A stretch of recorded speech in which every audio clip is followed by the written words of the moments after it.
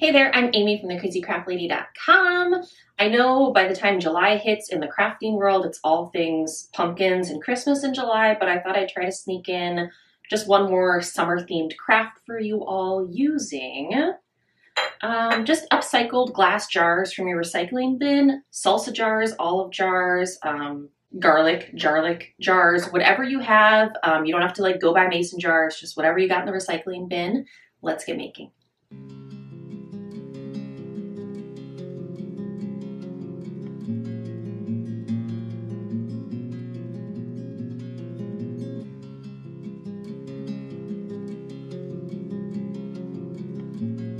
For this craft, I started with 2 different size glass jars, and I used just a little bit of Goo Gone to clean them up here. The tall, skinny one, I think was like from jalapenos or some kind of other pepper, and then the shorter, fatter one was, I think, like chicken bouillon type mix.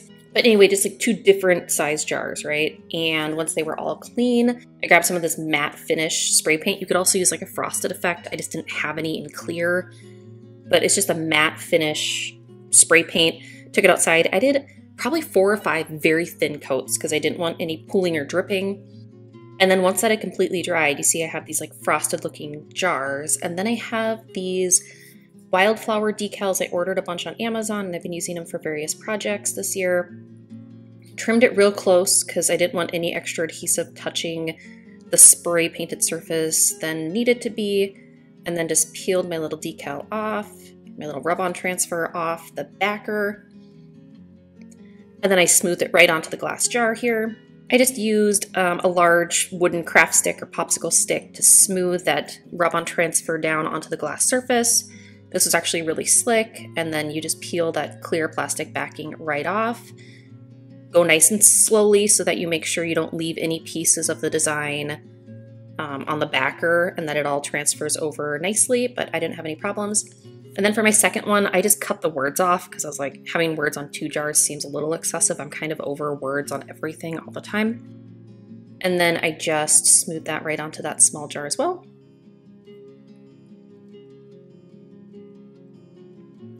For this, I did end up having to use 2 sheets just to get more complete coverage all the way around the jar.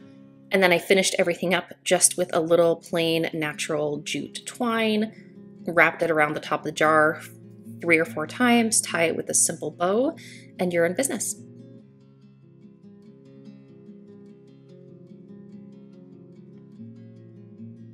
And then here are my little wildflower jars for summer.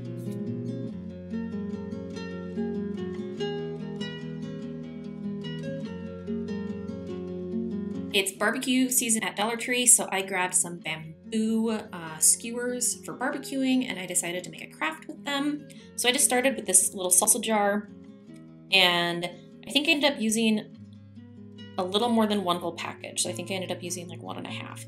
So you probably need to grab 2 packages of the smaller bamboo skewers. And what I did is to measure around my jar, I just took a piece of twine and measured around the circumference of my jar there, and then I used that as my guide to see how many bamboo skewers would I need. So just lay out a bunch of bamboo skewers and probably go over by about 1 inch because I feel like I did extra, and then once I attached them to my jar, I only had 1 left over, probably because the difference in size between where it's touching the jar versus the outside of the skewers. I'm sure there's a mathematical reason for that, but please don't ask me why. I had to Google how to divide fractions for my 5th grader the other day. So anyway, so then I just grabbed my heavy duty craft scissors and I just started cutting the skewers down to varying lengths. So you can see I kind of grouped my skewers into 4 different groups because I wanted 4 varying heights: short, less short, medium, and tall.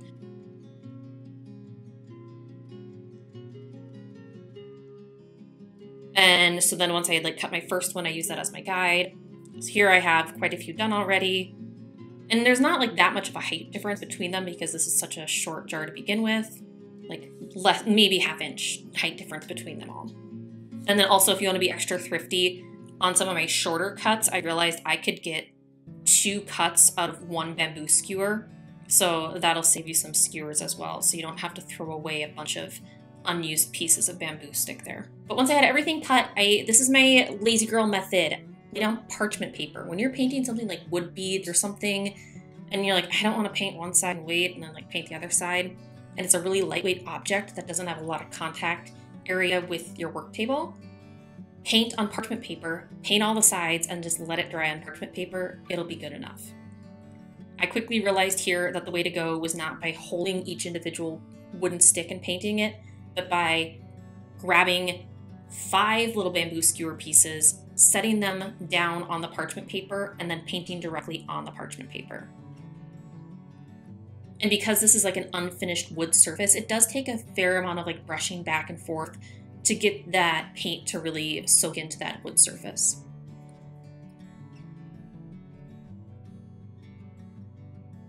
But here I have all of my little bamboo skewers painted and dried. Oh, and before I forget, this is Folk Art Home Decor chalk paint in the color Blush Pink, 36208, Blushed Pink. And so then I just kind of lined everything up. So because these are staggering in height, I lined everything up first just to make sure that I liked the interval and like the spacing of the different heights, and I kind of moved some around. I was like, I don't want 5 tall skewers right next to each other. Let me space them out a little bit more. And then from there, I just grabbed some thick, heavy-duty double-sided tape. So if you're using like a permanent double-sided tape, something really heavy-duty, this was a wider tape, so I only added 2 pieces around my jar. But if you're using thinner, like Scotch tape, that's permanent double-sided Scotch tape, I would probably do 4 strips around the jar. And make sure it goes all the way around the jar so there's no empty spots, because you need that tape to make the bamboo skewers stick. So then I just started, make sure your first one is perfectly straight up and down, because that's going to impact everything else. But just start pressing those skewers right into that double-sided tape and work your way all the way around the glass jar.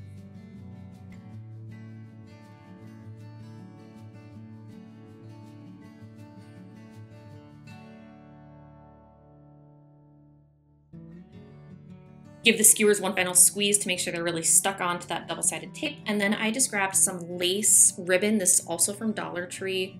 And I tied a very simple bow around my vase.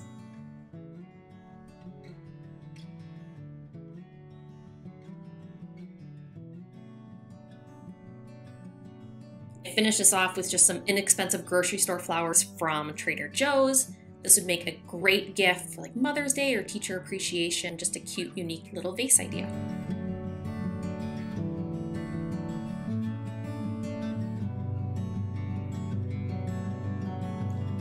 For this craft, I started with just a plain, I think this was a salsa jar, like a small salsa jar from like the farmer's market.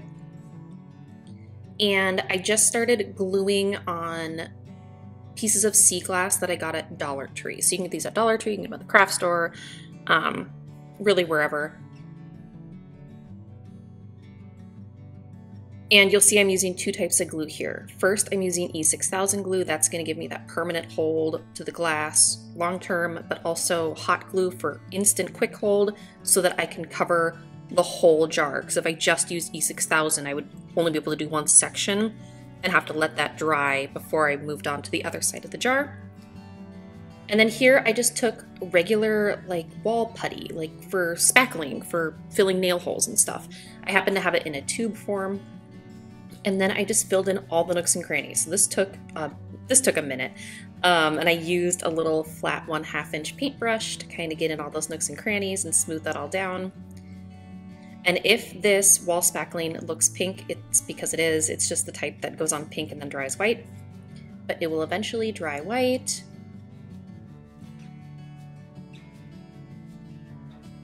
And I also took that spackling all the way up to cover the glass rim of the jar, just to make it look totally finished. And then once all of my spackling was dry, I came in, it was still kind of rough. So I just took a little bit of water on my fingertip to smooth down some of those rough edges and kind of smooth down all that white space between my sea glass pieces. And then I set that aside to dry, and then finally came back in with a scrub rag and a little bit of water and removed any excess of that spackling from the surface of the sea glass pieces, because I wanted those to be clean and shiny so you could see through them. So just clean those up really well and scrub any excess spackling off the edges of the sea glass pieces there. And then that's it. I just popped a little tea light candle into my little sea glass lantern here and a fun little nautical themed summer craft. And here are my finished 3 summer mason jar crafts. I do hope you enjoyed watching these final crafts of summer come together. Until next time, happy making!